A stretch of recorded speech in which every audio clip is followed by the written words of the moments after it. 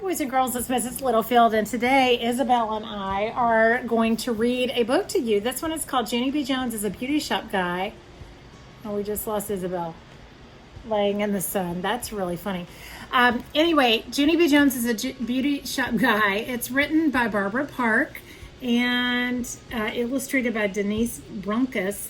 This is a Random House publishing book, and Random House has given us permission during this COVID-19 quarantine to be able to read books online. So I'm excited to read some chapters to you. The table of contents, which we've talked about, they have table of contents and chapter books that are nonfiction and fiction.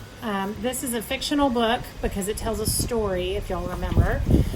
So you can have fictional and nonfiction books that have chapters in them, but this kind of is a way just to divide the book to make it easy to read. A lot of times adults will read one chapter a day or a chapter at a time, but I bet we can probably get through one, maybe 3 chapters, maybe 4 if we're lucky.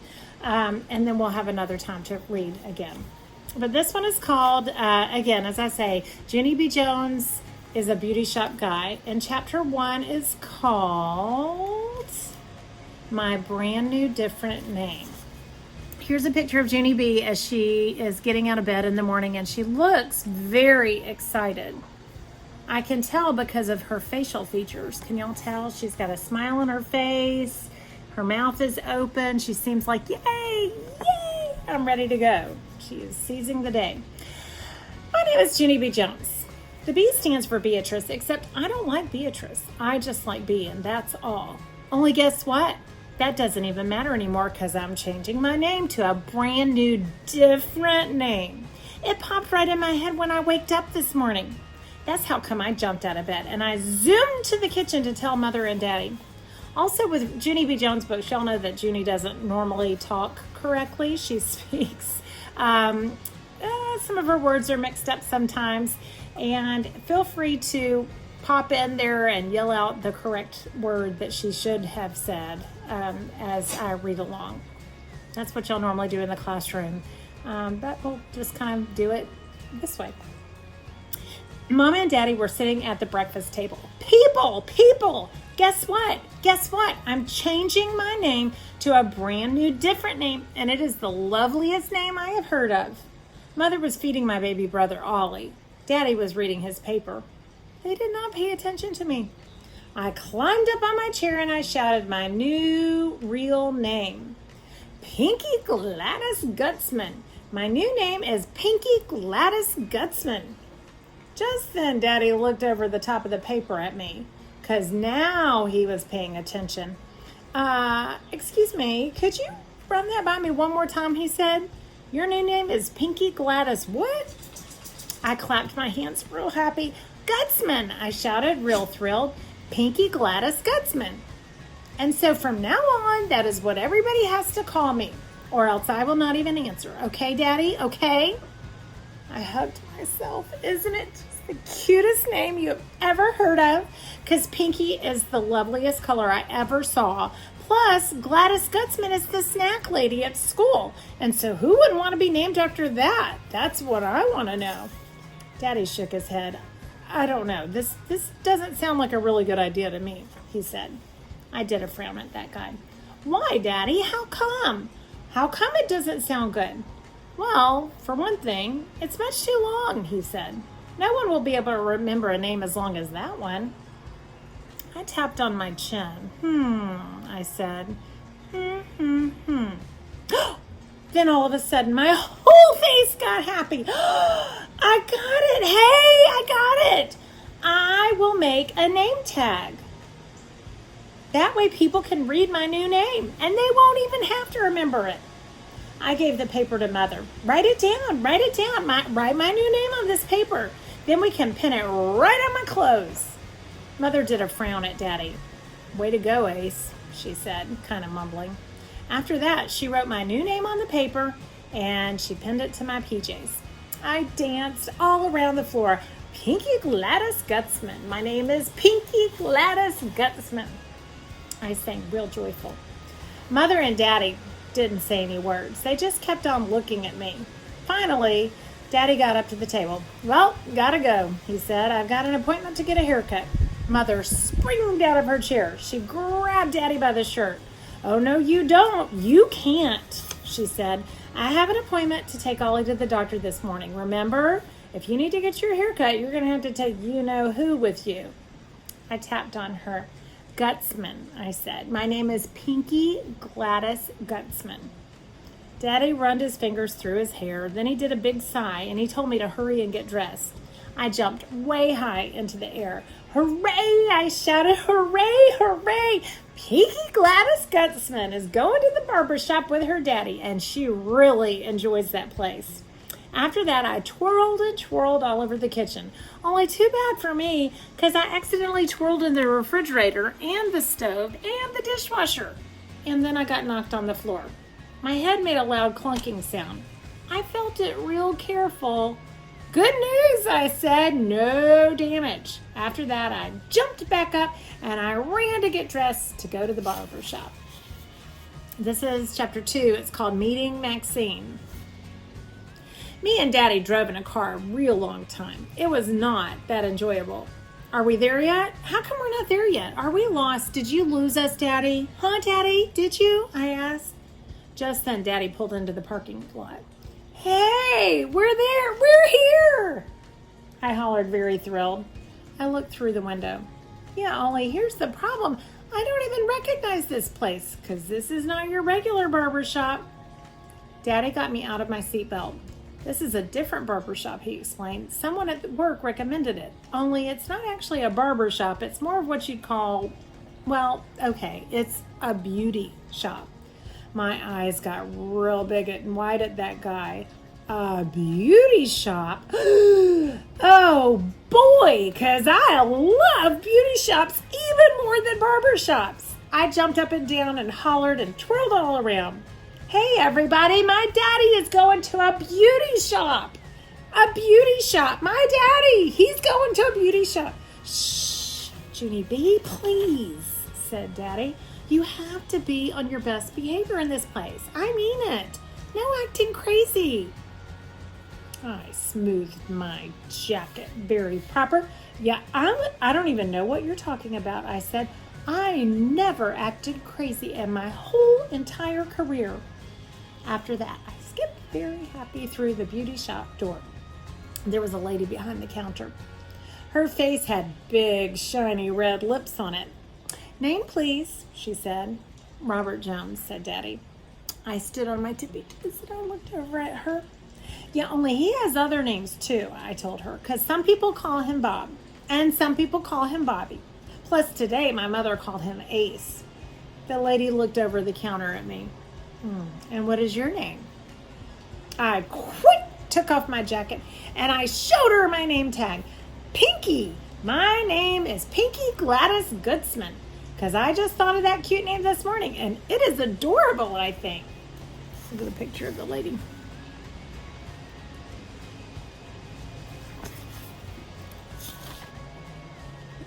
The lady looked funny at me. She didn't ask any more questions. Pretty soon, a different lady walked up, and she shook my daddy's hand.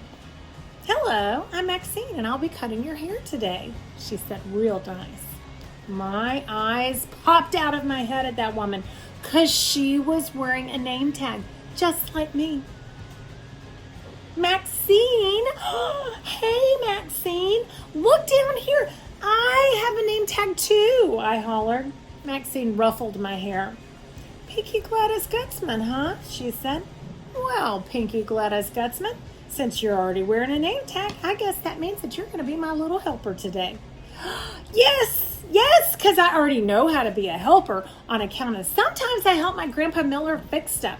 And last week we fixed the upstairs toilet and I got to touch that big ball that floats on the top. Maxine laughed. "Wow, a helper with plumbing experience. This must be my lucky day," she said. And after that, she holded my hand. And me and her took Daddy to the sink. Then Maxine washed Daddy's hair, and she let me hold the fluffy towel. I holded it real tight in my arms. "Look, Maxine, look at me holding the fluffy towel. See how good I'm doing at holding? I am not even letting it touch the floor." Only too bad for me because just then my nose got some itchy fuzzies in it and I started to sneeze.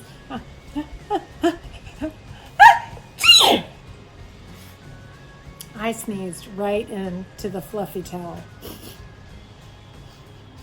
It was as soft as a feather.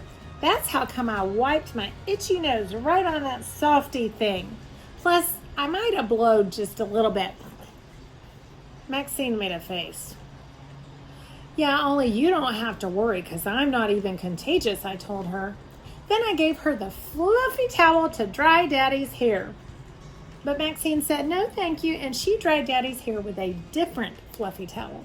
After that, all of us went to her giant spinny chair. Hey, I love this kind of chair, I said, real excited. I climbed up there zippity quick. Spin me, spin me, spin me, I hollered. Daddy leaned really close to my ear and his face did not look pleasant. Get down, he whispered, very chilling. I got down. Maxine patted my head. Then she gave me a broom. It was big and wide. Here, helper, you can sweep your daddy's hair as I'm cutting it. Yes, I said back, because I am excellent at this appliance, I believe. After that, I held the broom real tight in my hands and I ran up and down the floor. Look, Maxine, look at me sweeping. See how fast I am? See how fast? Only too bad for me, because just then a lady didn't get out of my way and she walked right in front of my big wide broom and her feet got swept. Ow, ow, she hauled, ouch, ow. Daddy ran over and snatched my broom away because I wasn't the helper anymore, apparently. After that, he gave Maxine lots of dollars and he took my hand and me and him rushed right out of that place. Look at the picture of the lady. She's got her hair in the towel and she is having her feet brushed by accident. Chapter 3, Practicing. Daddy drove me home in the car. I kept on sniffing the air. You smell like a lovely woman, I said. Daddy wasn't that friendly. It's the hair gel, he grouched. I sniffed for some more. I love that smelly hair gel, I said. Plus, also, I love sweeping and holding the fluffy towel. And so I might be a beauty shop guy when I grow up. Wonderful, said Dad. I know, it is wonderful, I said. And here's another wonderful thing. I already have a name tag and a towel and a broom and some scissors. So I'm all set. Ready to go to work, probably. Just then, Daddy quick pulled the car to the curb. No, Junie B. No, you are not all set to go to work, he said. You don't just pick up some scissors and start cutting hair. Do you understand? Working in beauty shops takes years and years of practice. Yeah, only I already know that, I said. I already know it takes years and years of practice. Years and years and years of practice, said Daddy. I did a huffy breath at him.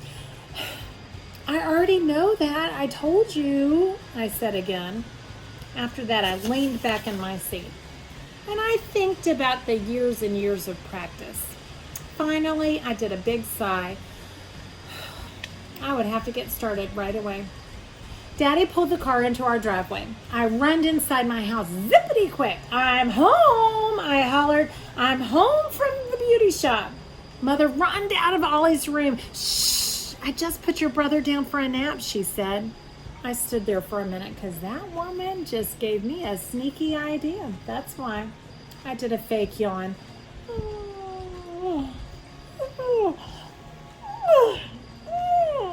I need a nap too, I think, because that beauty shop got me all tired out.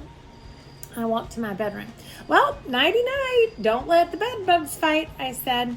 Mother followed me. Her face looked suspicious. Suspicious is the grown-up word for I think you might be fibbing. Whoa, whoa, whoa. Hold on there a second, said Mother. I thought you hated naps. I do, I said. I do hate naps, but today I worked at the beauty shop, and that job got me pooped, I'll tell you. After that, I closed my door and I got under my covers. Mother peeked in at me. I did a fake snore. Then I waited and waited until she closed the door again. I stayed in bed until it was safe, and then finally I tippy-toed to my desk and I opened the top drawer real quiet, and I searched my hands all around that thing, and then all of a sudden my heart got very pumpy because my hands felt what they were looking for, and their name is my bestest shiny scissors.